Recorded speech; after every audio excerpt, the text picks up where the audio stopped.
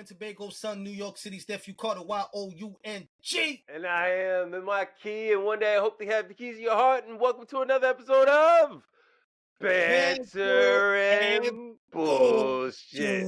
Yeah. Eight ball in the building. Welcome back. Yeah. How Oh, man. How you doing, Carter?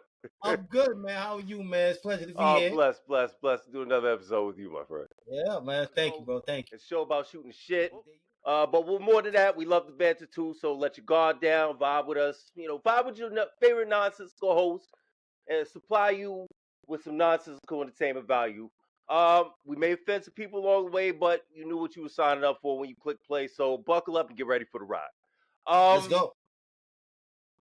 But before we get started, ladies and gentlemen, we would like to introduce you to a special guest this week. Coming out of Austin, Texas, CEO of Evron Marketing Strategies. He's an entrepreneur, consultant, coach, dope content creator, a family man, and just one hell of a good guy. Please welcome to the show, Chalique Seabron. Yes. Let's go. Welcome to the show. Welcome to the show.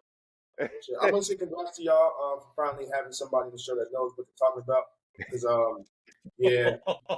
there's this other guy, a darker skin. Oh man. That usually says great things and doesn't know what he's talking about. But I'm here now. Wow. You don't realize, if y'all don't know yet, right? I know this young man. All right, this is my nephew. He's a very piece of shit individual. All right, I just want to let you know right now. He ain't shit. All right, I got stories for days. All right, nigga always been cool though. But nah, I love him to death. Welcome to the show, bro. Seriously, welcome to the show. Yeah, welcome.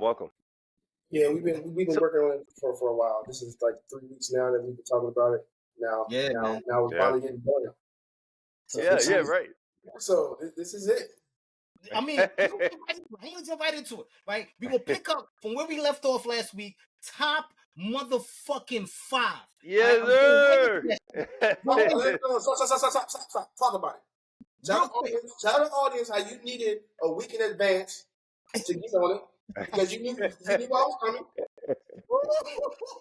Talk about it. First off, I just want to say real quick, and it's just a real quick recap. My top 5 lyricists was Lil Wayne, Royce the 5'9", Simba, Busta Rhymes, Joyner Lucas, and an honorable mention to my man Black Thought. Salute to that guy. My top 5 for the culture was Big Daddy Kane, J. Cole, Kanye West, The Wu, of course, Run DMC, and an honorable mention to LL Cool J. Now, I understand I'm a little bit older, a lot more wiser, much more handsome, really cooler about what I do than you, Mr. Chalique. But what's your top 5 lyricists? We're going to go there first. Your top 5 lyricists. Let me hear them. It better not be no bullshit. I want to hear Dylan, and Dylan.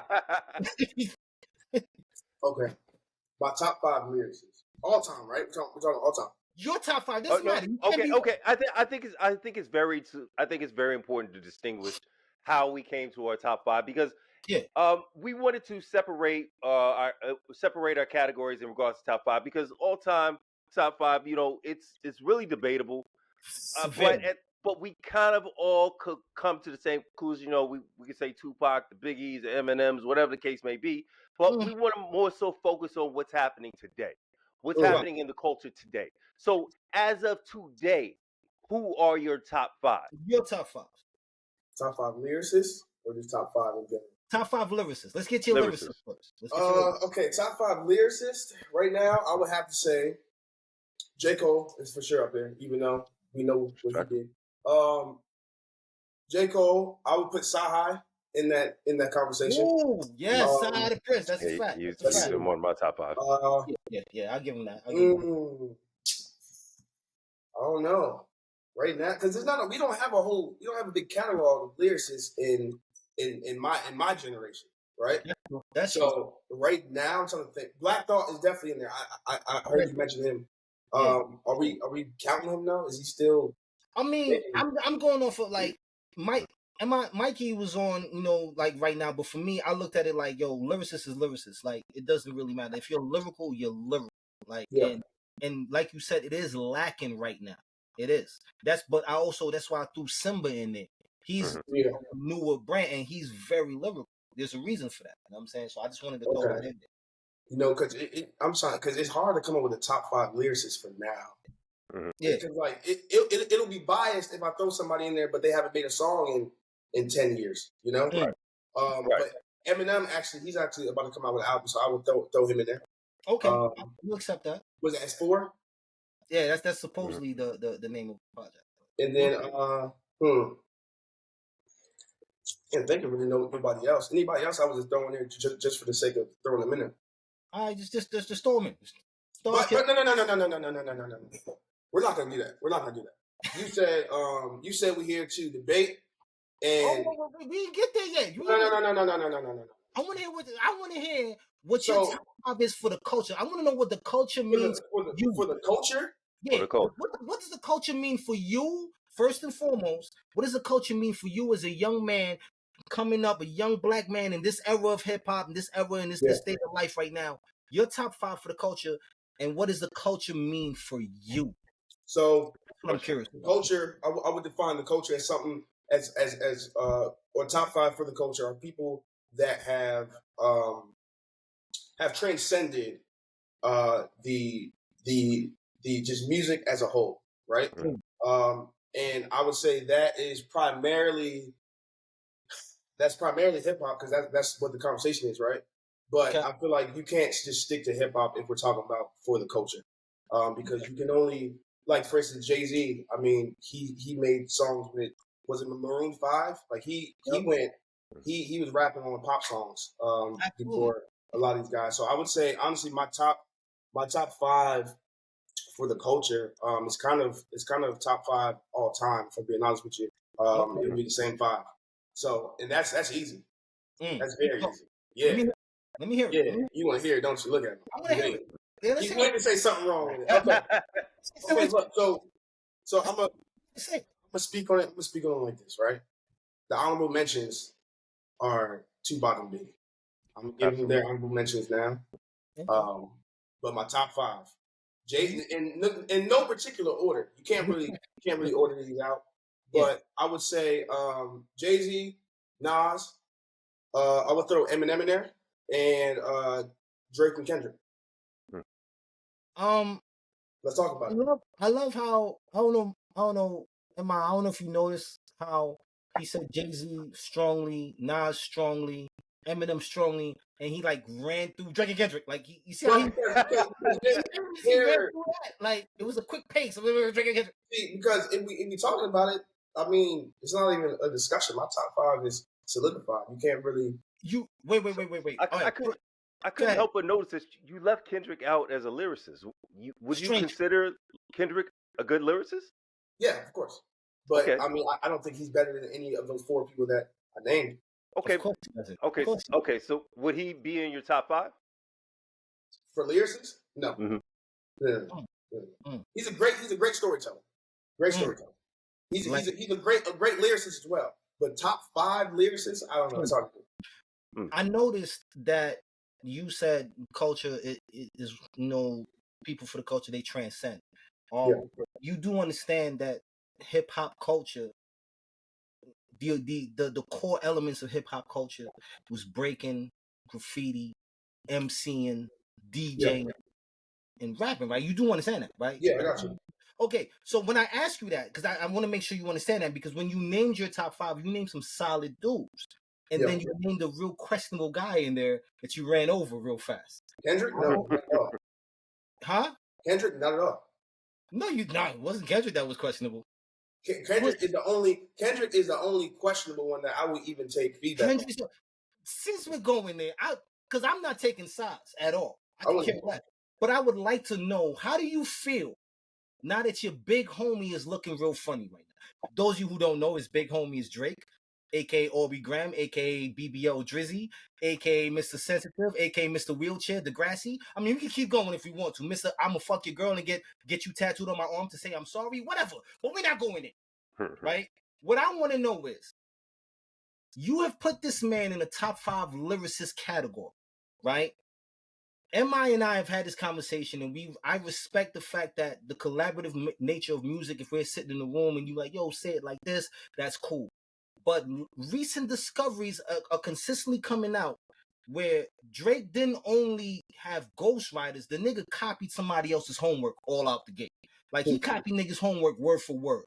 Like, he plagiarized, essentially. And they say, no, I'm going to send you a check and say, yo, man, I just bought your song. But it's like, how can you give this man the category? What you talking about, Willis? Huh? What you talking about, Willis? I'm just saying, how can you give What song you talking about? I have no idea what you're talking about. I can't. What's Let's talk about that stupid ass song? song? See, and that's the thing. That's see, what I'm saying. I was taking him a show. I need receipts. You need receipts. I need receipts. I'm sick I of these need niggas. receipts. Get rid of these niggas. Get rid of that bullshit ass. That shit. You talking about Mob Ties? Thank you. He paid for that. I get that. I know he paid for it. I know he paid for it. But my thing is, he copied that man's homework. And no. So the flow was provided. Yeah. He did what Vanilla Ice did. When niggas said Vanilla Ice stole and Vanilla Ice said my song says dun dun dun dun dun dun, their shit is dun dun dun dun dun dun. Drake did the same fucking shit. What I'm saying, how are you giving this man a lyrical fucking stamp and he doesn't even write his own shit? Explain that shit to me. Okay, hold on. Let's because the audience is probably thinking you're going crazy.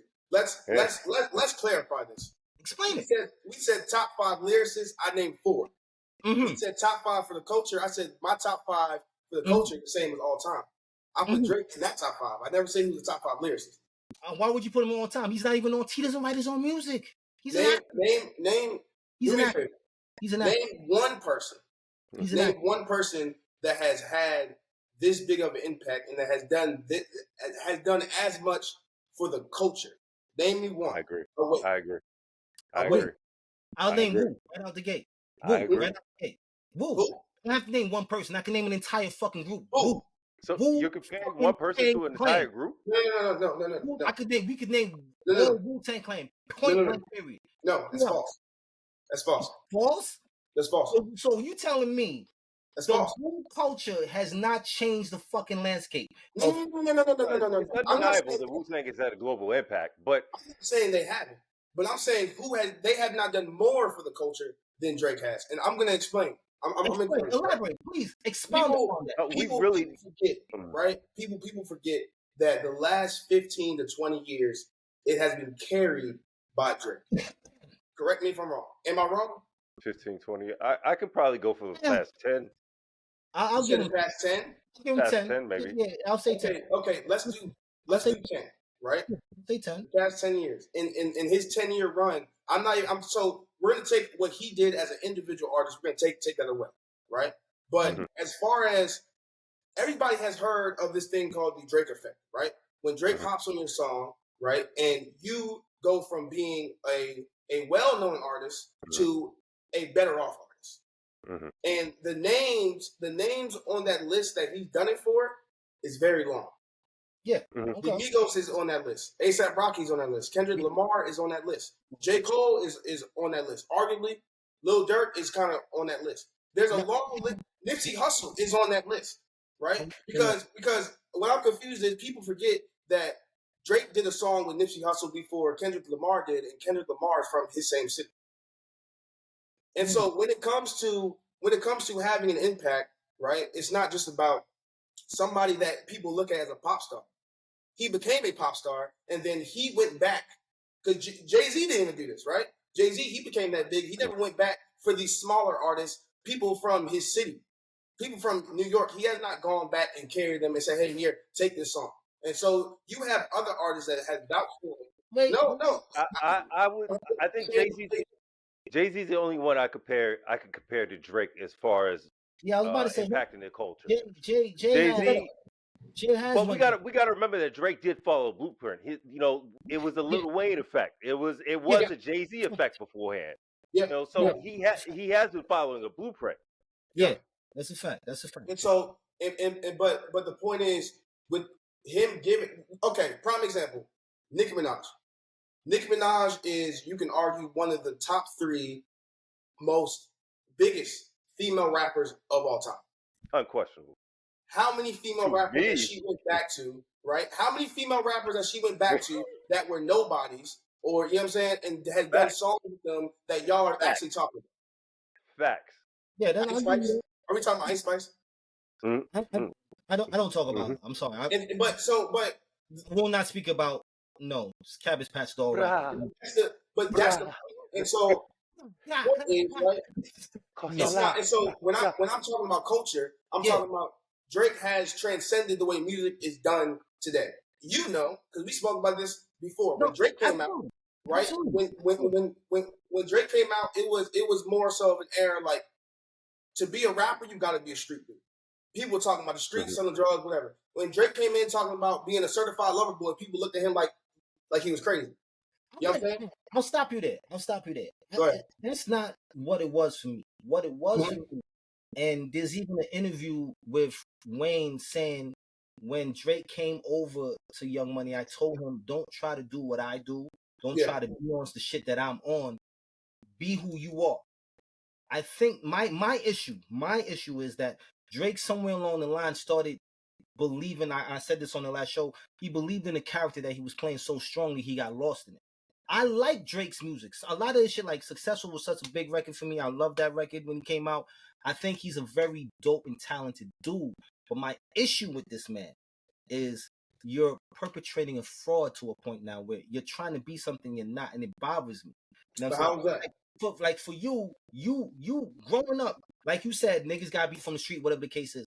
I come from the era of hip hop, the golden era of hip hop, the 90s, where you stood on business, you wrote your own shit, you didn't really move the way that he's moving. And I'm not mad at him for doing that. Hip hop is about change and growth. That's fine. But my issue with this nigga is he's gotten to a place where he feels like I'm at the pinnacle, I'm at the zenith, and no one can touch me. And then when people are getting you, you start to get sensitive about this. So why are they picking on me? But look, so okay, so we gonna get back to that because I wanna clarify, because you asked why is Drake top 5 when it comes to culture. I feel like the way I just explained it was a very it was cute in a drizzy way. So because I personally feel, I mean, y'all can dive into the numbers, whoever's watching, right? Here you go with your numbers. No. Numbers are important, bro. I clarified. I clarified. I said let's put Drake's individual stats aside. We're talking about what he's done for hip hop in the last, like what he's done for hip hop in the last 10 years. I can't think of any artist as big as Drake that has co-signed battle rap. That's co-signed battle rap? That has co-signed, sat there on the stage. An artist big as Drake that has sat there and co-signed. Jay-Z didn't even do it. And Jay-Z is the only rapper I know that you can, him or Lil Wayne, that you can say has gotten that big as Drake has gotten. You said that's co-signed battle rap. That has co-signed battle rap. As far as what? Elaborate. Even something, because I believe, was it, I think it was the URL that Drake had co-signed. Smack DVD URL, all that. Yeah. I can't think of no other rap artist that has done it. I may be wrong. I can't think of that magnitude. That's done with, like, that's bigged up Smack all across the world. I mean, I can't think of one. I wouldn't say artist. I know K Slay was a big pusher for Smack. R.I.P. to K Slay. Yeah, off the top of my head, I can't really point anything. You know, for me, I'm not knocking your top 5. That's cool. I just feel when it comes to hip hop, the expressionalism, the authenticity, the factual truthness of you being an artist, Drake, he can never reach that for me. But that's me. You know what I'm saying? That's me. You know what I'm saying? I have that personal opinion, and that personal opinion is shared by a multitude of other people, just like your opinion is the same thing. You feel like he is, and he's done a lot for the culture, and that's fine. That's okay. We don't have to agree on that, but you know, it might be because I'm an older cat, right? I'm a little older, and I'm looking at it, and I'm stuck in my own ways, and that's fine. But I just don't think this is a guy that will ever get that acceptance from me when it comes to. And I'm gonna speak on it. He makes dope music. You don't take that from him. Let me ask a question real quick. Let's try to find some parameters. First of all, when we're talking about the culture, can we come to an agreement? Are we speaking of the global or the macro influence that expands that we're expanding the culture, or do we mean the people that are in the culture we're pleasing the people who have already connected themselves to the culture? When we define culture, because it seems like Carter Young is defining the culture as people who know hip hop, who are part of hip hop from the beginning. Whatever you do to appease these people, that is what you're doing to affect the culture. Where I hear Chalique, he's saying that the expansion of the culture, reaching out to places in China, islands that have never heard hip hop before, they're now listening to Drake songs. That is how you define the culture. Now, what could we agree on right now as the definition of culture? So I'm gonna speak to this one because I've gotten a question like this very like many times, and it's very similar, right? But just not with music. Okay. So I'm gonna pose a question to you guys. Okay. Question. Let's say we have black people as a whole, right? Let's say we're a community, we are a culture, and in this culture, you know, we promote all these negative activities that are seen as positive activities in the black culture, right? So you have selling drugs, killing people, you know what I'm saying? Things like that. And then you have a couple people over here that are like, yo, let's go start businesses. And everybody else in the community is looking at them like, yo, we don't do that over here. Y'all tripping. But when they go start these businesses, right, everybody's looking at them like, okay, well, you have side A, it's like, yo, they really doing their thing. And side B, like, oh, no, they bugging. You know what I'm saying? We from the street over here. So question y'all, who would y'all consider pushing the culture? Is it the people that go start the business, or is it the people that's over here, you know, policing the culture? Brilliant, my friend. It's the people policing the culture. This is why I love this little nigga, right? Brilliant. That shit so eloquently. I just want to let you know what you paint. Right? Real cute. But no, you're 100% right. You're 100% right. Yeah. I think, but you have to also understand that question is layered in the same shot, because you're absolutely right. The people that's trying to push forward, the people like, you know, the ones that's making businesses, yeah, that's right.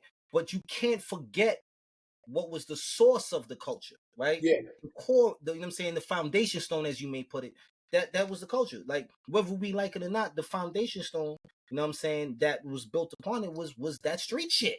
Yeah. Right? Like, that street shit is what is a part of it. You know what I'm saying? It's the elevation of being able to say, okay, we can take the street shit and turn it to some corporate shit and make it work. So I get what you're saying. That's part of culture. My thing is, Drake is more a part of the corporate portion, the corporate side of what is viewed the culture. He was never a part of the street side of the culture. He got indoctrinated into the street side of the culture by being signed to Young Money. And I guess somewhere in there he might have been disillusioned into thinking he was a street dude. I got niggas that'll do this to you, and I got niggas that do this. But that's not. How many times you need to get punched in the face of the club to harden up, bro? I mean, if I'm getting punched on a consistent basis, this is gonna get to a point where I have to defend myself. Yeah, no, you're right. And that's where I stand on it, because when people talk about, oh, Drake is not a street dude, he's not. But toughen him up. At the end of the day, you know what I'm Y'all made that dude hard as shit. You feel me? If you got these, you know what I'm saying? If you got these dudes over here talking about, yo, you soft and this and that, you feel me? Because of the songs you make, people assume that you soft because of the image that you portray. Now, what if I told you the image that he portrayed in his first two albums of being a lover boy? What if I told you that was fake? And what if I told you he actually was a street dude? I'm gonna say this. I've said this before, and I'll say it again. And it's my personal opinion. It does not reflect the views and opinions of BanternBullshit or Chalique Seabron and his company. But I believe that I believe that Aubrey Graham is a very talented actor who was given a script to play the character of the rapper, mogul, the artist called Drake, Do Right and Kill Everything. And he fell into the character so much that he is engrossed and lost into the character. Just like Johnny Depp still looks like fucking Jack Sparrow to this day for some strange reason. I don't know what it is. Niggas just get lost in characters and they just become that character. They embody that character. And that's what I believe Drake has done.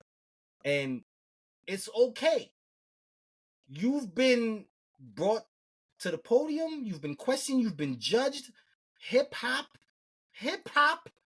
has already sealed and said, my nigga, you lost. It's okay. Keep it pushing. You dropped some records to say, look, I made a record with BBL Drizzy. Look at me. Nigga, we don't care. Niggas on this side don't give a fuck. Like, we don't care. You lost. You took the L. Cool. Move on, my nigga. Go back to making cool club jams. We're fine with that. That's my thing. But you not gonna be in my top 5 ever. You're good. And so I can accept that, right? For that reason. But I would say, I would like to say, just because somebody changes, right, and they're not who you think that they used to be, right, that doesn't mean that they're acting as a person. You know what I'm saying? No. I'm not saying no. Just to clarify, and then we gonna jump. I need some clarification, man. I'm waiting. I want to say this. You know what I'm saying? It has nothing to do with change because I personally don't know Aubrey. I only know the Aubrey that has been presented on TV. I only know the Aubrey that he's given us. And the Aubrey that he's given us, he has shifted from that Aubrey to a different Aubrey. And he showed that he's believed the character that he's playing. He showed it himself. Well, has he? Yes, he has. I feel he's been very consistent. I feel like he's been one of the most consistent artists we've had over the past decade. When your boss had to tell you, don't try to do what we do and don't try to be like us. What did he do? Wayne told him, don't come over here trying to do this shit. What is he doing? Tell me what is he doing that's out of character for Drake? He said, don't try me. Y'all gonna make me go back to the old me. Drake, what was the old you, goddammit? What was the old you? You're insinuating that the old you was some type of goon, and it was not. So are you saying that he hasn't changed? Because based off of what you explained to me, he hasn't changed. He's still the same Drake. Drake, right? Aubrey Graham needs to stick to making fun music. Stop challenging lyricists. Stop challenging real hip hop heads. Stop it. You're good where you are. I love your music. Stay there. But stop talking shit to niggas. Only person that I respect that he's been successful doing it. Why do you want him to stop? Bro, he killed me. I'll say that much. He killed me. Yeah, he destroyed me. Okay, so we all can agree on that one. Okay, so we can agree. We got thrown outside. We got thrown outside. We can agree that Drake lost, right? We can agree that Drake lost. Wait, hold on. Hold on. Wait. Let's zoom in on this one.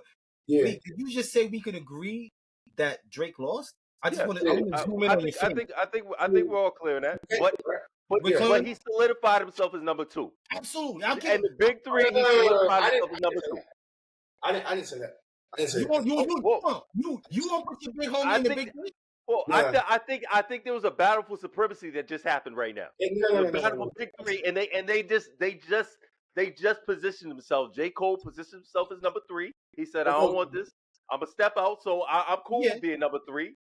And then Kendrick and Drake would battle for first. Yeah, I feel like that's relevant, right? Yeah, I feel like no. So wait, you not putting the big homie in your big 3?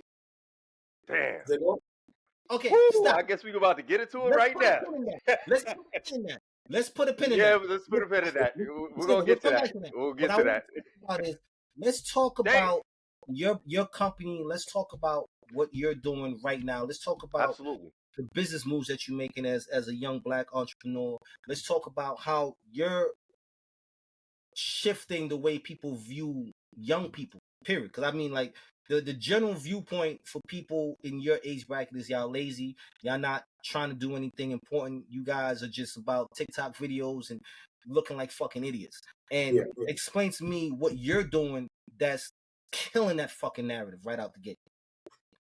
If I had one word to kind of, I'll say working. That's the That's the word. Like, what am I doing different than a lot of other people my age? I would say working, and not from a standpoint like, oh, I'm going to work or I'm working 12-hour days or 18-hour days. It's more so the leverage that comes in with the work that I put in, not necessarily the time of work that I put in. And I think that's the difference between me and a lot of people my age. Because I think there's a small percentage of people my age that I'm friends with, right, that have the same mindset, not even maybe the same success, but the same mindset. And it goes more like, because you can have, because it's this thing that pisses me off, and I never understood it until I got older.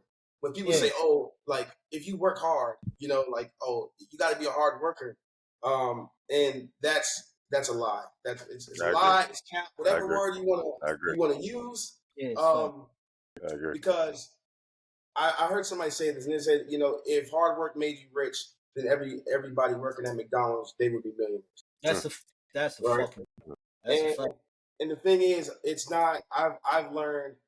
So for context, I'm 24 now. I've learned that it's not necessarily the amount of work that you put in, but the leverage that you get back for the work that you did put in. Because I could work an hour a day and be well better off than somebody that just pulled off an 8-hour day, right? Maybe it's because of the things I know. Maybe it's because of the people I serve. So on and so forth. So for context, what I do, company name is Evron. We are a revenue marketing agency for B2B SaaS companies, preferably doing over 10 million. And we, in short term, we build out their inbound engine. So companies we work with, usually, they've scaled to 10 million, doing outbound sales, calls, emails, things like that, sometimes door to door. And then when they want maybe not necessarily an online presence, a lot of these companies have an online presence. A lot of these companies are companies that you guys have heard of. They have an online presence, but regardless of views, likes, and clicks, it does not make the money. And so we make the money. And so we do that through a series of, I'd just say, ads for the most part. Real quick question, Mike. What was the thing that made you say, all right, this is what I want to do? Like, for those who don't know, like, you're also an Army veteran, right? So you served in the United States Army, you got out. What was the thing that said to you, all right, this isn't for me, this is what I want to do? What was it, the driving force that made you say, all right, this is what I'm going to do, and I'm going to lock in, and I'm going to just move forward and make this shit happen? So ironically, this was in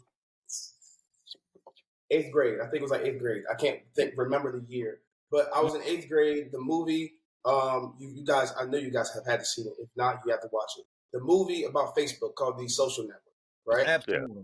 Yeah, I've seen it when I was in about 8th grade, and I thought it was the coolest thing to have a tech company. And there was a scene in there where it was towards the end of the movie, where after, I believe, Eduardo signed his contract, and Mark was sitting there in the office, and he was coding. And it was a theme throughout the movie that obviously coding is how you can build products. So that's when I learned I started to learn how to code in 8th grade. And pretty much, like, I went to, it was the Harvard website. I literally just Googled, a Harvard coding, curriculum or whatever. And I took it and I went on YouTube and I just pretty much learned everything on there. And that's how I got into it. And so by the time I was in 9th grade, I didn't care about school because I knew what I was going to do already. And then so it was more so the pathway that I was going to take to get there, right? And then I had an offer to go play for Georgia Tech because I went to high school in Georgia where I played basketball at. And he ain't that nice, y'all. Just so y'all know, he ain't that nice. Yeah, I'm not that nice. No, yeah. And so the scholarship was not. I got the scholarship through a coding boot camp that I did online, and they found out that I played sports. So they offered me. It was a scholarship, like, hey, not a guaranteed spot on the team, but you can come, and if you try out and you make the team, then you have a full ride. And so I looked up the tuition. The tuition was like $27,000 to $30,000. And so when I finished my senior year of high school, it was like, as you know, my dad, he kind of preached the military as an option, which is very important to say, as an option. It was not like, hey, you guys have to go. Not the end all, but it was an option. Always to have a good option. It was always an option, and so obviously that was an option that I chose to explore. Fresh, like before I even graduated. So I believe one day I was walking to class. They made an announcement like, hey, everybody taking the ASVAB, come to the lunch table, whatever. I went. I swear to God, I just circled things on there. It took me less than 5 minutes. I'm not lying. It took me less than 5 minutes. I always said it. Emma, I said it, and it was the greatest loss. And I want the United States Air Force to understand you lost out on a very, very intelligent airman. You fucked up. You dropped the ball and sent him to the fucking Army. All right, because he's way too smart for the fucking Army. The Air Force fucked up with him. They were supposed to take him, and they dropped the ball. He would have been so much more greater over there. You know what I'm saying? Yeah. That's why he ended up leaving the Army, because he was too smart for them motherfuckers. It was like, because I remember I had a meeting with my recruiter to go to MEPS, I believe it's called MEPS, right? Yeah. To go to MEPS. And then my recruiter said meet them at the base, which from us was like 2 hours out. We drove there and she was nowhere to be found. She called like way later and said, hey, like I'm running late. She said like an hour after we had already got there. So we was all pissed, and after that I was like, yeah. So long story short, I went into the military, and my first day in reception, like fresh off the bus, we sat there, and I was like, yeah, this is not for me. I knew it immediately, and by no means is it that I have a problem with authority. I just have a problem with authority when you're put there. You know what I'm saying? When you didn't earn that spot, when you were put there, and I didn't realize, so I got, later on into the military, I learned that, hey, like, well, if you answer these questions and if you sing the Army song and if you know how many stars are on the flag, then you become a staff sergeant, right? And it was never like, well, when you are a staff sergeant, you're going to be doing like logistical things, and you have no experience in logistics. But because you answer these questions right, you earned the spot, supposedly, and now you're telling me what to do. Crazy. Yeah. Right, and so again, at that point, I'm in college for computer science because obviously I need a degree. My goal was to go work for Google or some tech startup. Eventually, learn and then go start my own. And then my last year, right before I got deployed, I started the business that I'm doing now. And it was hell. I was in Kosovo for about 10 months. It was like a 6-7 hour time difference. So I was I'm sorry.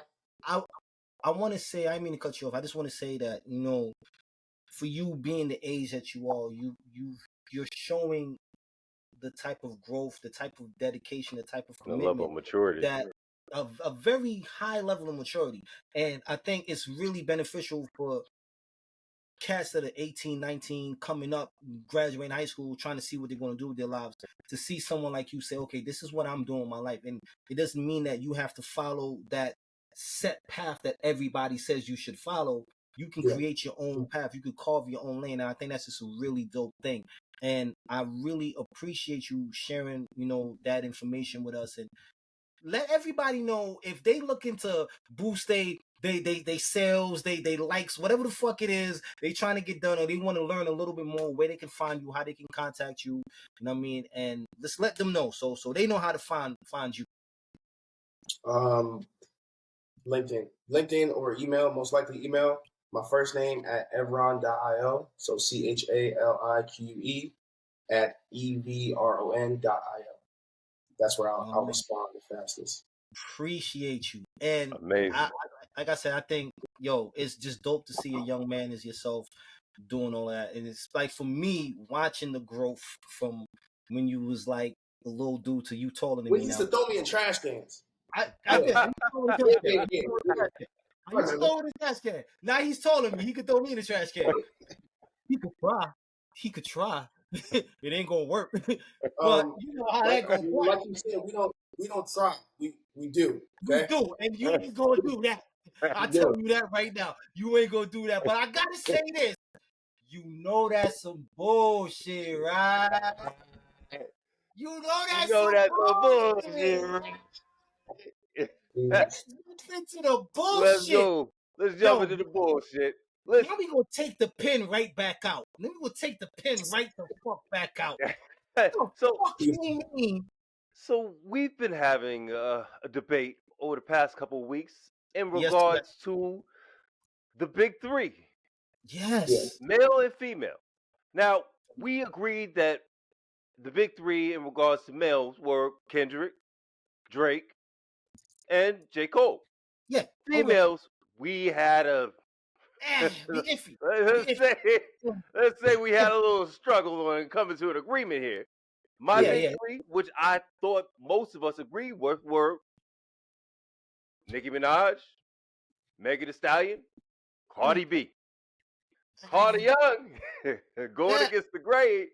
Decided his big three were Megan Thee Stallion, Sexy Red, unfortunately, and Glorilla. Unfortunately, I'm just trying to figure out. Chalique, do you think that this is brilliant or bullshit? Is it brilliant or bullshit? Okay, first of all, I'm gonna tell y'all, it's for sure bullshit, right? Absolutely, I agree. Let's talk about it, right? Now, granted, our options is very limited. Very limited. But very limited. I would have to say the big three for women. I would say Nicki Minaj, Megan Thee Stallion, Sexy Red. Nicki Minaj, Megan Thee Stallion, Sexy Red. Okay, Cardi B. And that's based on if any of them drop today, right now, people are gonna go listen. Sexy Red's album was out, In Sexy We Trust. Yeah. So what do we consider the big three? Because my definition of big three is we're at the top, we're at the mountaintop. That means there's only nothing but down from there. Sexy Red still has so much further to go. So how do we put her in the big three? And that's why she's up there. That's why she's up there. But she hasn't made it there yet. No. The mountaintop of the big. The big three is not based on your potential, based on what you've done, right? Exactly. Now your potential and what you do with that determines your placement on the big three, right? She's not number one. That has to be Nicki Minaj. It has to be. Yeah, I'll agree with you. If anybody drops, I'm going to agree with that. If anybody has a fan base like she does, right? I agree with and so therefore you have Megan Thee Stallion and Sexy Red. And now Megan Thee Stallion, I'm not a fan of any of their music, if I'm being honest with you. But so how you said potential, if Sexy Red is number three and she taps into that, then she may become number two or number one. For the time being. Yeah. But how do you place her above Cardi B? I don't understand. Cardi B. What was Cardi B's last album again? She's a Grammy Award, but she's a Grammy Award winner. She's a BET Award winner, MTV Award winner. Her social media has blown Sexy Red. Will blow Sexy Reds out the water. We're talking about endorsement deals. It's not even comparable. How do you put Sexy Red over Cardi B? You name a celebrity. Three. Exactly. You name what? So are you saying that Cardi B's coming down? Are you saying that Cardi B's off the mountaintop? When was she on it? Let's start there. When was Cardi B on it? When Bodak Yellow dropped. I want to say Cardi had a wave. I wouldn't say the wave. She definitely had a wave. She had a wave. That's how I feel. I feel like Cardi had a massive wave. Was it tsunami type? Yes, it was. But the wave started receding, right? Like it started receding. If you look at for me, the reason why I threw Sexy Red in there is that she has a wave and it's a very consistent move for her right now. She's doing her thing. We can't take that from her. Is she trash? Absolutely. But she's doing her thing. And I'm not gonna take that from her. She makes stripper music. She makes music for the bitches that got bullet holes and stretch marks. Salute to her. You know what I'm saying? And that's what's up. I put Glorilla in there because Glorilla is right behind her. Glorilla is right there riding that wave too, moving. Cardi is just not doing it. And quickly to mention it, right now, the only thing that's talked about is the beef with Cardi and Bia. Let's be realistic. And I don't even remember, we was on the phone earlier, I don't remember nothing I remember the tune of the song from Bia. I be in the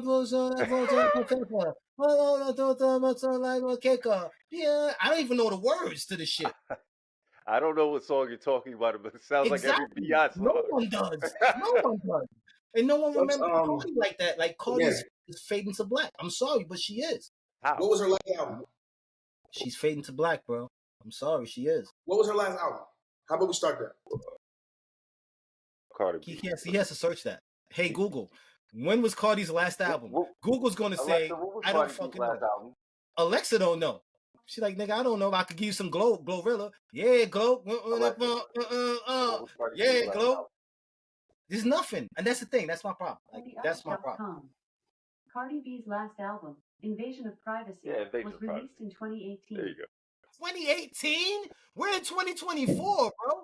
Come on, get the fuck off the mountaintop. Shut the fuck up. That gives me the answer as to why she's not.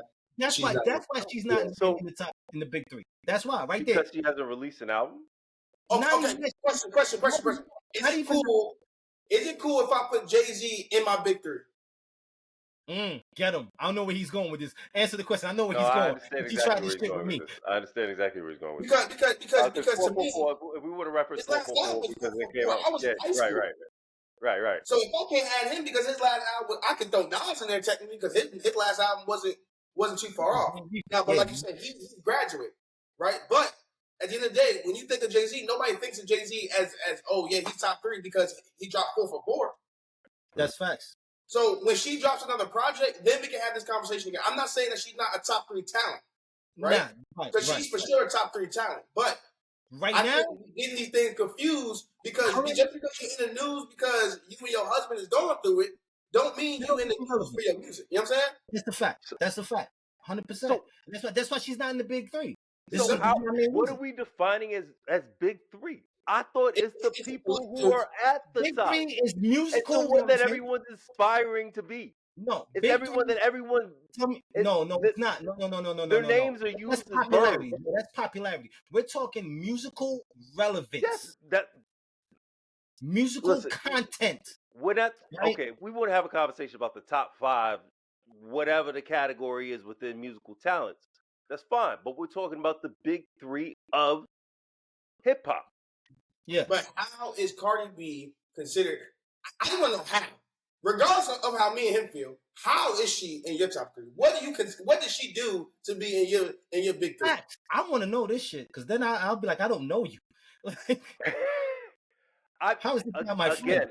Again, it's the energy behind her movement. It's the endorsements. It's the awards. I put Rosa Parks in my big 3. Oh, long time ago. If it was big 3 of civil rights leaders, that's fine. You know what? Fuck all that. I take it back. You know what? Queen Latifah, B. Yeah,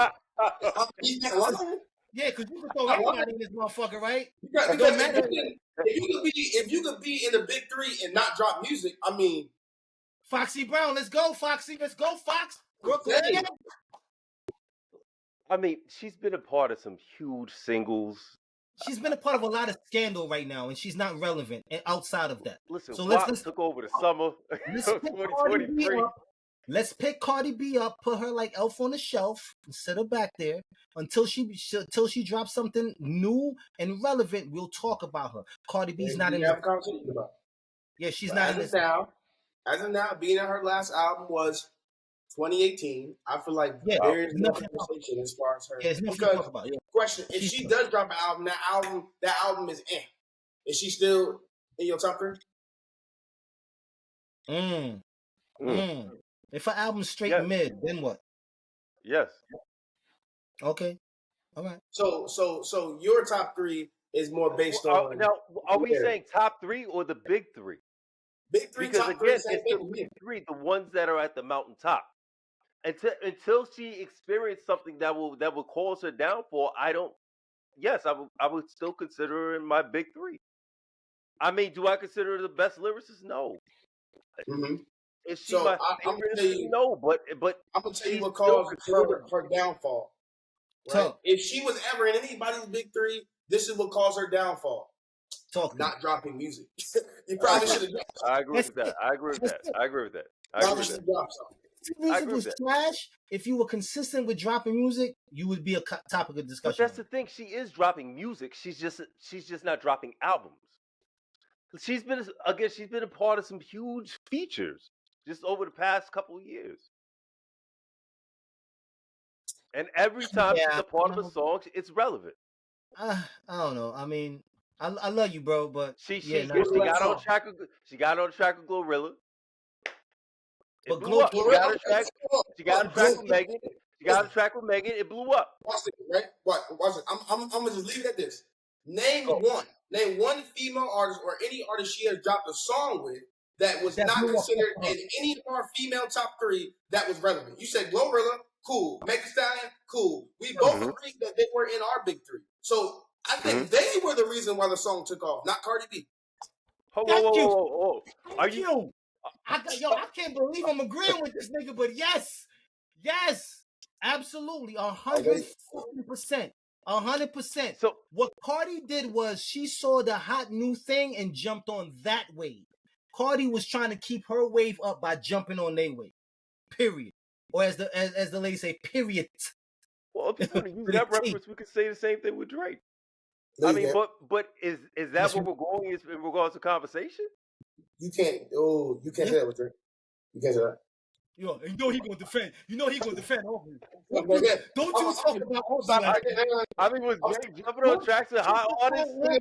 Drake jumping on hot track artists to connect? See, is that why you linked up?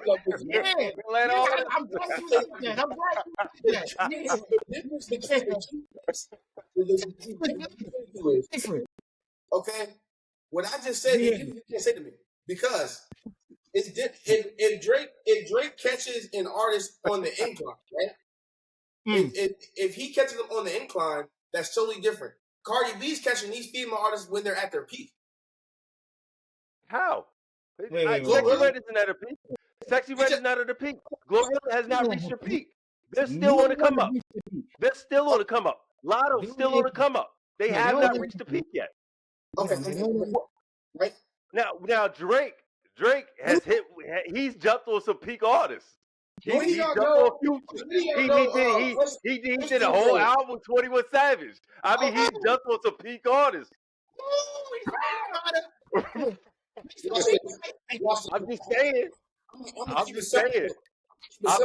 bro. If we want to use that, we could say the same thing for Drake. I'm gonna leave it here because you just brought up her loss with 21 Savage. When did I say? You know what? I'm gonna leave it alone. So 21 Savage. So we're talking about her loss, right? You said Drake hopped on it, which is crazy to me. 21 Savage had his own song. He was peaking, and all of a sudden he do an album with 21 Savage. When Future peaked, guess what?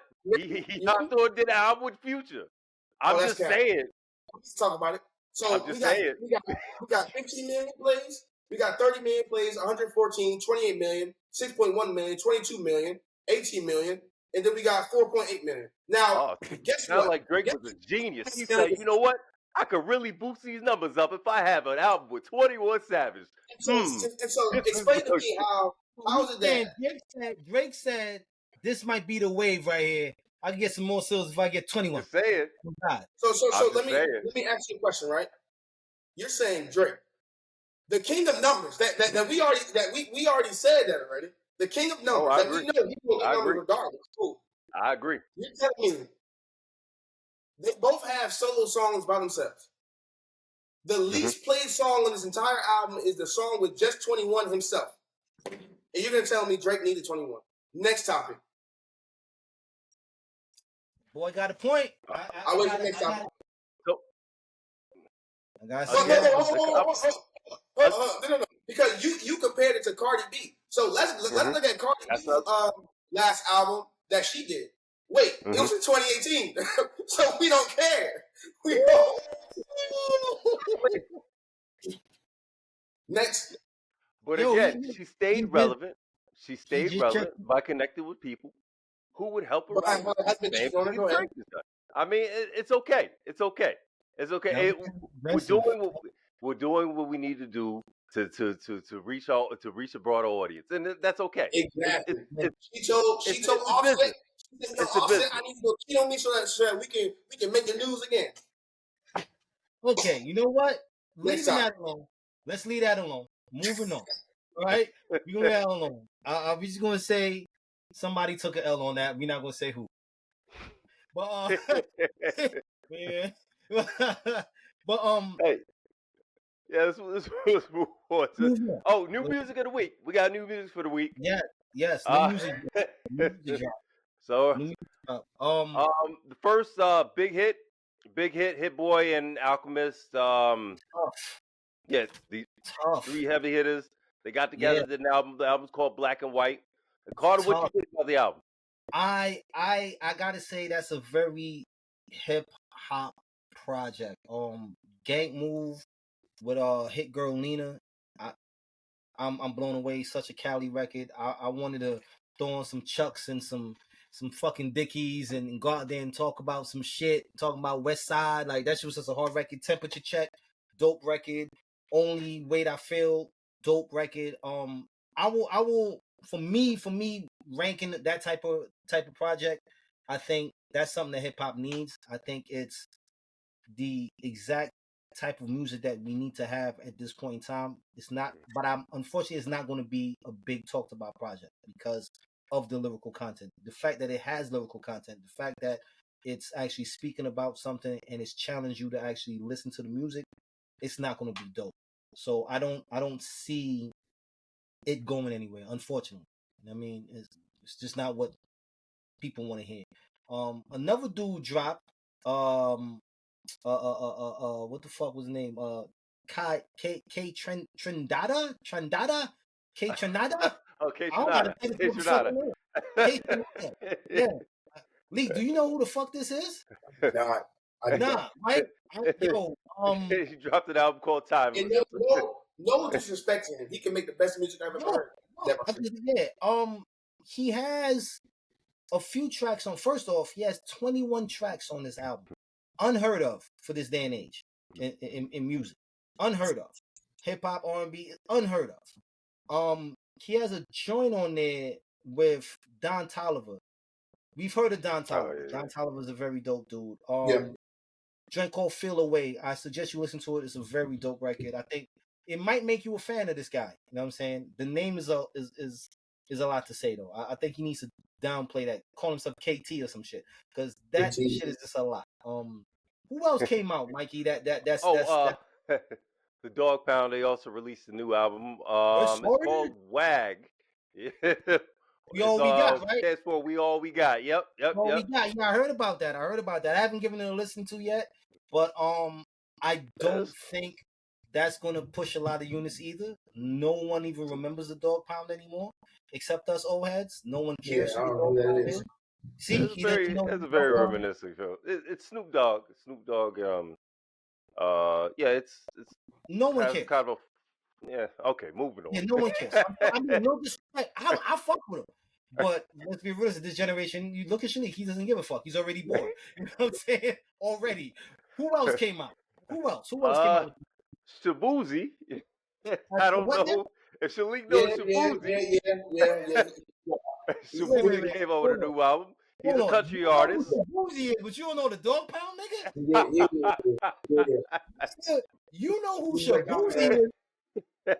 Your daddy would be disappointed. I'm gonna let him know about this shit too. You know who Shaboozey is, but you don't know the Dog Pound. Nigga, raise you better than that, goddamn. You don't know the Dog Pound, but you know get the fuck out of here. So what do you think about Shaboozey?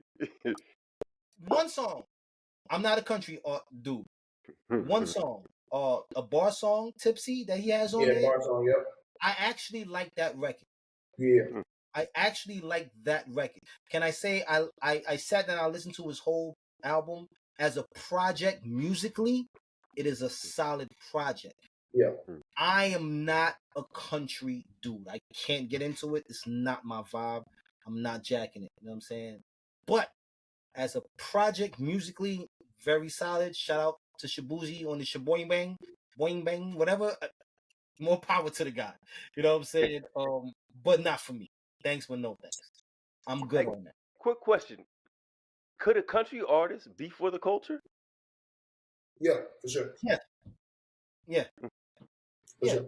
As long as you have the intentions of pushing the culture, I think you can be for the culture. Yeah, I'll say that. I'll agree with that. I don't like agreeing with that. I think because I was actually just talking about this the other day. I do think he's opened the door for and maybe it was somebody that came before him that I'm unaware of, but I know for me and my generation, he's gotten me to listen to country music. You know what I'm saying? It's a big deal. If I didn't hear his song or if I didn't know who he was, I wouldn't play it at all.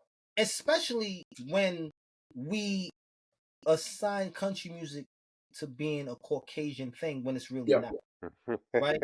Which is insane. Like I think a lot of us don't realize country music, just like rock and roll, is not a Caucasian thing. It's a black thing.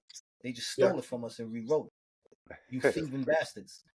Side note: Willie Nelson, he also released an album. I'm good on that. Care? No, I'm good. I don't give two fucks about Willie Nelson. I don't care. Moving right the fuck on along. Don't give.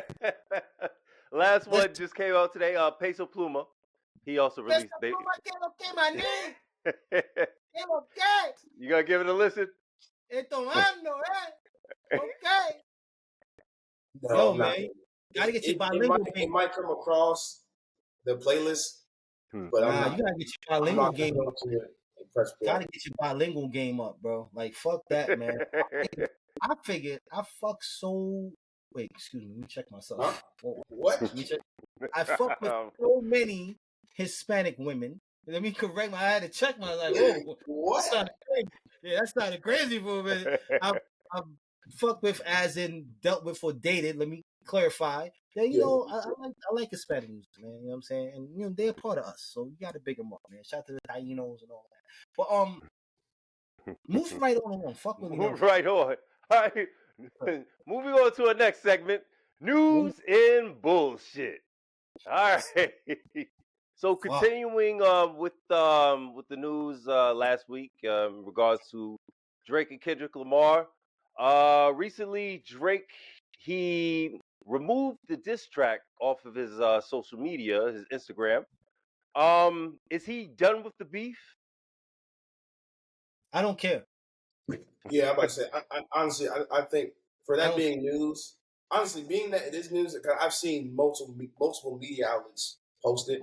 I don't know why it's news. I feel like people just did they expect him to leave it up there forever? Like, Yeah, come on. Good. I don't care. The music, look, as long as the music is still there, I'm cool. As long as he doesn't pull a J. Cole, I'm all right. Hey, don't pick on Jermaine. Don't pick on Jermaine. Jermaine is at peace right now. Don't pick on him. You're right. I apologize. I don't mean to pick on him. I don't want him to apologize to me. You know what I'm saying? Wow. Yeah, later on. You know what I'm saying? Wow. Sorry. Jermaine, I got you. When I see him, I'm gonna have a strong worded letter for him, Jermaine. I got you. Strong apology for him. Yeah.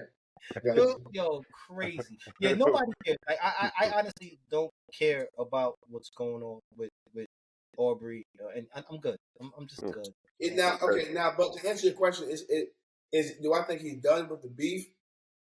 I mean, being that these guys have been going back and forth for the past 10 years, I mean, will they ever be done?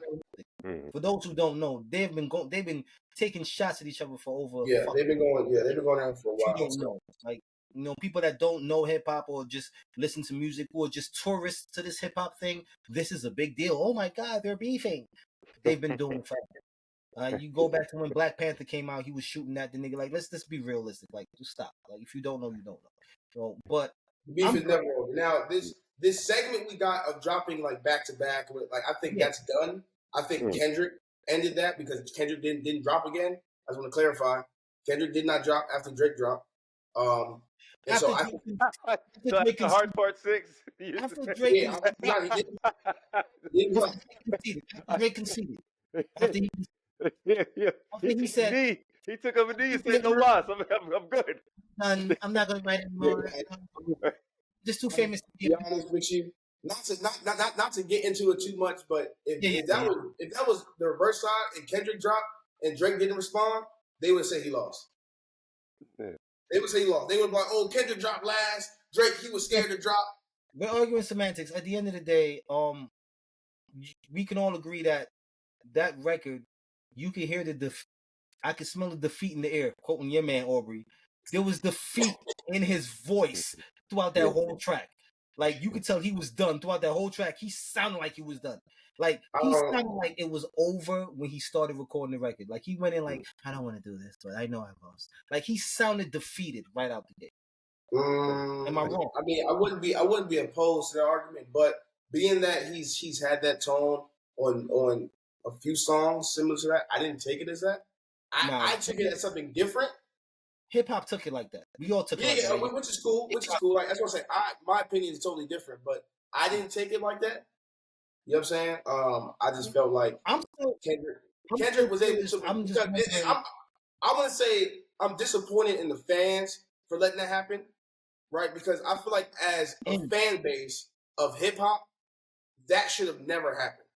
As far as somebody being able to skirt past those type of allegations, I feel like that is not okay as a fan base, right? Now, being that Kendrick did it, I see that as skill, but as a fan base, same way how when Kendrick called Drake a pedophile on Meet the Grams, and Drake was like, "Oh, I don't have a kid," and everybody was like, "Yeah, you don't have a kid, but you're gonna ignore that he called you a pedophile." I mean, it's a big allegation. It's a big allegation. Exactly, and so the thing is, right? And so the thing is, people was on Drake about, yo, you got to answer to these allegations. But then when it came to Kendrick, it's like Kendrick was able to skirt past it. Oh, that's not true. It's like, well, I'll tell you why. I'll actually tell you why. The reason why it was easier for Kendrick to skirt past it and not for Drake. Because Kendrick, the fans no, it's not even a fan thing. It's that Kendrick has nothing that was talked about prior to. There's never been any allegations of Kendrick beating his fiance. There's never been anything prior. Drake, unfortunately, was coming off of, you were hiding your son, right? So that's a basis of lies for you. So people are like, oh, this nigga was lying about his kid. So now anything that comes up is automatically going to be scrutinized. So it was harder for Drake to come out of it versus Kendrick. Kendrick had no previous allegations or anything, assumptions or nothing. So when you said it, niggas like, okay, so what? Nigga, you had a kid and you lied about him. Pusha put you out on blast, and then you turn around and said, well, we put all the information out there that I had a daughter, and we were tricking him. We made him believe that I was a pedophile and like young girls, and it wasn't true. But Drake, you kind of lied about your son before, so it hurt him. That's what hurt him, unfortunately. But my argument there is Drake addressed every allegation that Kendrick threw out there. Drake addressed.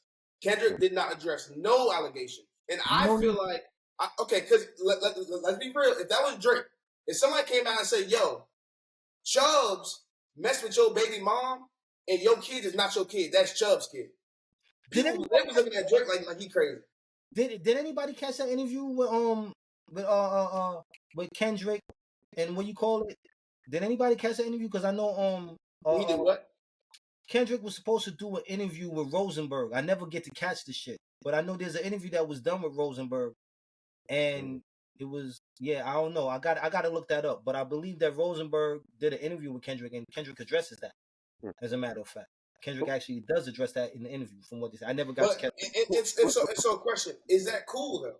Because I feel like if Drake, if Drake skipped the song and said, "I'm not gonna make a song about it. I'm gonna talk about it in the interview," they're gonna be like, "Oh, you were scared." Listen, I agree with you, but the problem is Kendrick did not have any previous allegations. It's just what it is. There was nothing previously that anybody could build on to say, oh, well, Kendrick might be lying or he needs to address it. Drake has had previous shit, so he has to address it. It's unfortunate. Which he did, though. But when he addressed it, no one gave a fuck because he's spicy. Because he's great. And that's what I'm...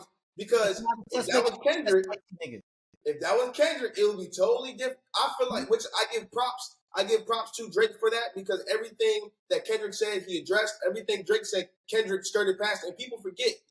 When he dropped Family Matters, he said, I'm going to go on a vacation. And then he dropped The Heart Part 6.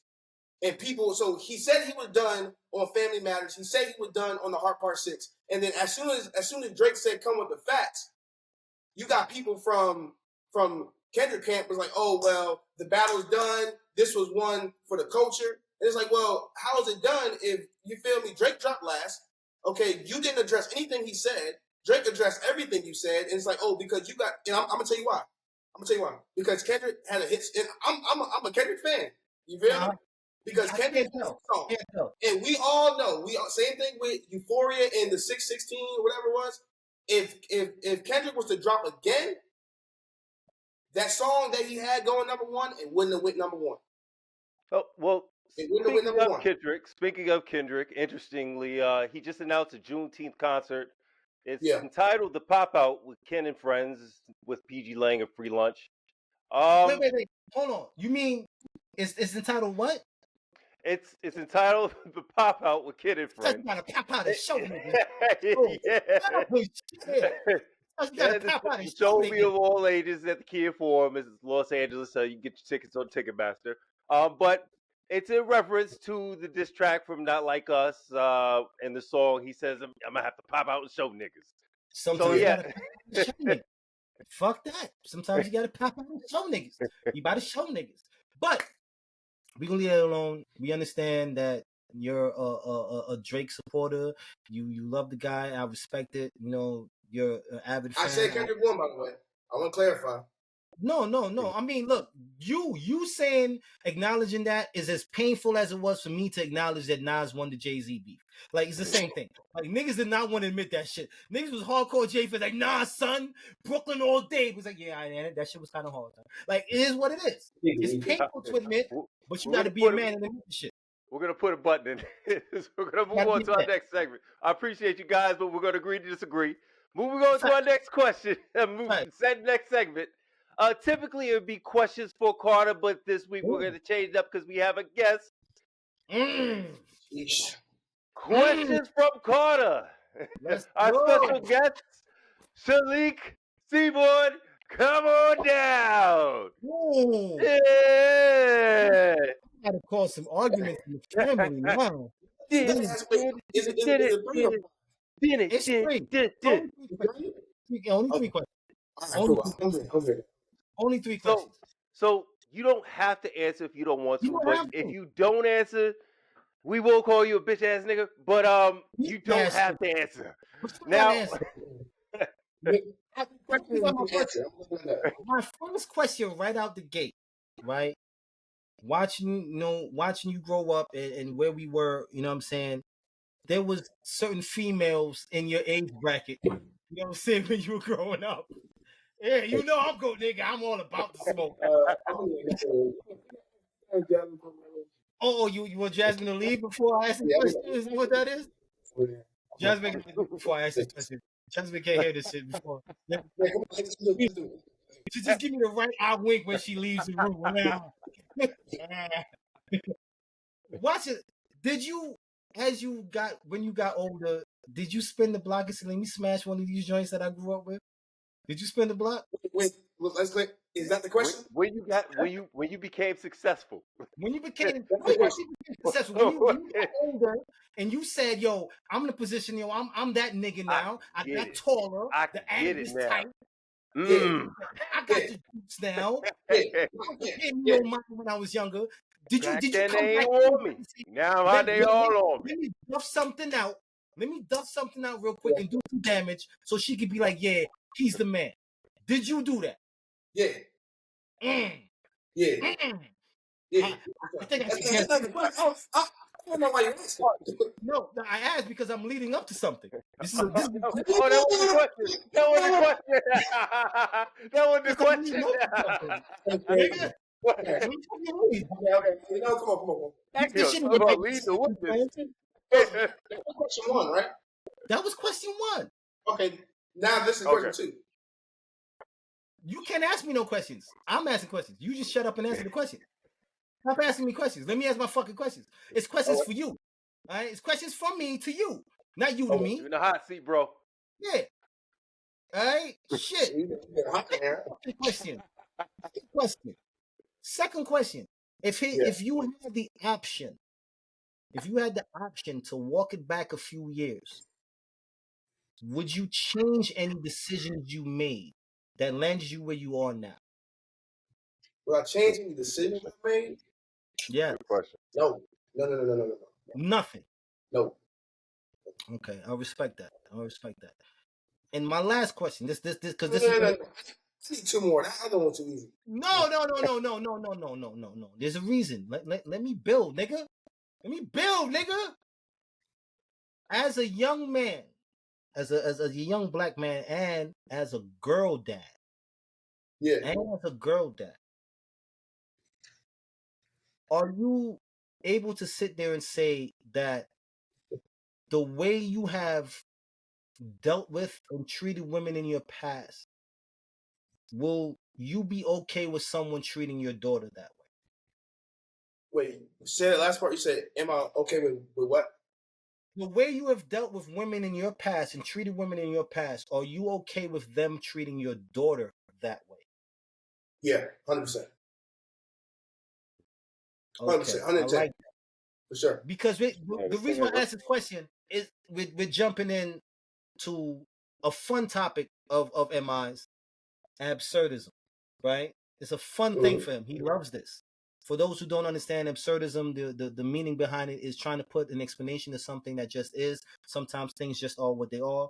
You cannot put an explanation to it. You can't give reasoning to it. Like fucking Alfred said to Batman about Joker, some men just love to watch the world burn. Right? And okay, so let me. I ask the questions. The reason why I ask those questions. I want to clarify why I said that. And the reason, actually, I have my best pal right here. He can vouch for me. I don't need no co-signers. Any female I've ever had dealings with, I never lied to about anything. I've always came forward 100% with my intentions. And if you still chose to proceed with me after I told you my intentions, respect. And so my daughter, I can only ask the same thing. As long as you keep it 100, and she still chooses to do those things, you got to learn. And I ask that because a part of absurdism, the issue at TAS, I don't know if you heard about this on Monday, March 19th, young lady, a 19-year-old by the name of Samaya Spain, was stabbed in the chest because she just refused to do his advances. She didn't refuse his advances rudely. She didn't say, get the fuck out my face or nothing. She just said, no, I'm not interested. I'm good. Like, you're not my type, whatever the case, I'm good. Yeah. This individual proceeded to be enraged and stabs this 19-year-old girl in her fucking chest. So the reason why I asked you the questions that I asked you to lead up to, was asking that, how you felt about being a father and being honest with women and all that. This is why I asked these questions was, as a father of a young woman, right? Are you going to be able, how can you sit with knowing that your daughter did everything correctly by just being respectful, by saying, I'm not interested, I'm moving on, and this bitch-made version of what would like to be called a fucking man takes this child's life? Like, we getting a little deep right now, you know what I'm saying? Like, as a father, how would you respond? Could you respond? Okay, so the question lies in what can I do? Right? That's the real, like, what can't, like, so you're saying if that happens, like, what can I do? Right. And so I would consider that an anomaly because what can't, no matter how you raise, no matter how you do anything, other than you say, hey, don't talk to anybody, you just keep walking. But if I say that, and let's say this young lady kept walking, what's to say, oh, this guy could have just stabbed her right there in the back, So I feel like that's a complicated question to ask as far, because, like, what are my options? I don't really have options in that situation, not that I can think of right now. I mean, obviously, I would love to know who he was. I would love to know who he was. I live in Texas. Right, so you're done. Yeah. I have all the guns that they allow me to have. Yeah. Which is a lot. So I would love to know who this guy was. Right. But I mean, other than that, honestly, the best situation you can do is really nothing. Now, that was the whole point, right? Because like that's the absurd part of it, right? That's the whole point of absurdism. That you can't put a reasoning or rationality to it or explanation. There's nothing you can do, but there's things you would love to do, right? Yeah. And I don't want to deviate from it, but there's also a brief thing that I came across a few days ago. A police officer shot and killed a young black man. Nothing new, right? Yeah. And 19-year-old young boy, he was reaching for his license and shit. He got shot, killed. Cop went on. You know the basics. Death, leave. No charges were brought. The father of this young man, you said, "What can I do?" The father of this young man found out who the officer was. Stalked his 18-year-old daughter, and waited till she was coming outside of the home, and he gunned her ass the fuck down, and then dropped the weapon and say, "Yo, eye for an eye, nigga. Now you know how I feel." Is he wrong? As a father, is he wrong? 100% wrong. He's 100% wrong. He's 100% wrong for taking this man's child's life the way this man took his child's life unjustly. Yeah, 100%. 110%. And I'm going to tell you why. I want to hear. To me, as a Jay, you as a father, what is your job? My job is to protect my daughter at all costs. And what else? Prepare her, guide her. You know what I mean? It's provide, but it's about guidance. It's about teaching them the right ways to do things. Because I know all the wrong ways to do shit. Yeah, I've been there, done that. Yeah. So, and because I can only put myself in those shoes. What do you do after that? Because to me, I'm be honest. To me, that seems like a selfish decision.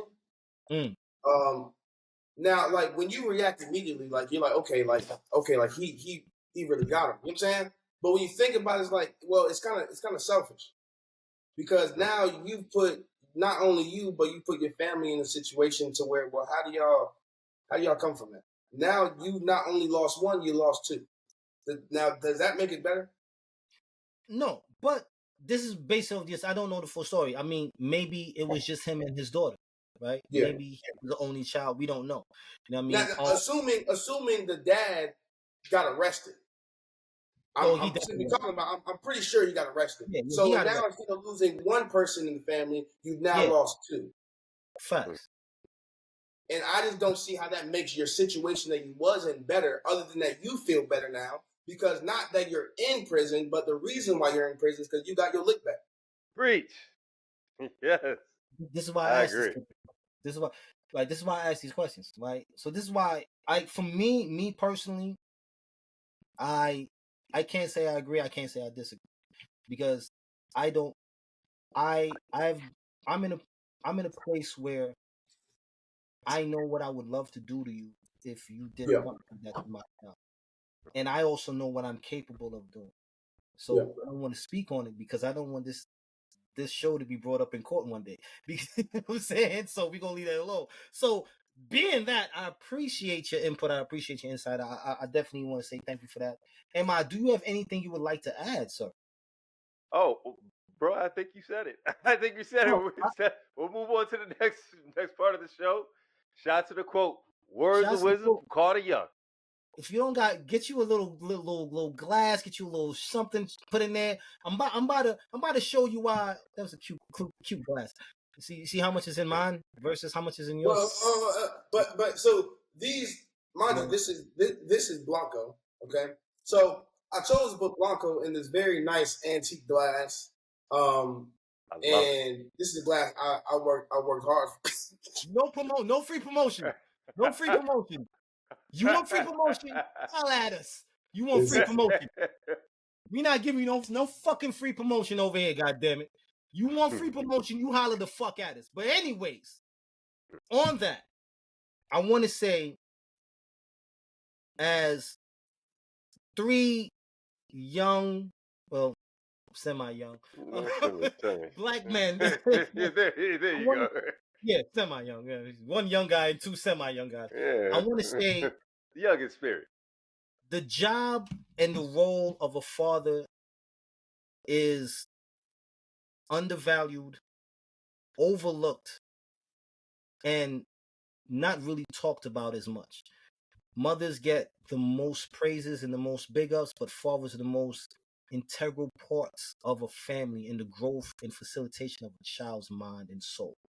And I want to say for every father to be father that is now, and those that want to be dads, even stepdads, man. We are the future, we are the teachers, we are the leaders, and we need to continue doing that for our people, for our culture, and for our way of life. It starts with us and it ends with us. Salute. Salute. Oh my God. I don't know why I did that. Another week of Wisdom from Carter Young. Woo! The rookie. Oh man. Yeah. I'd like to say thank you again to our special guest, Chalique Seabron.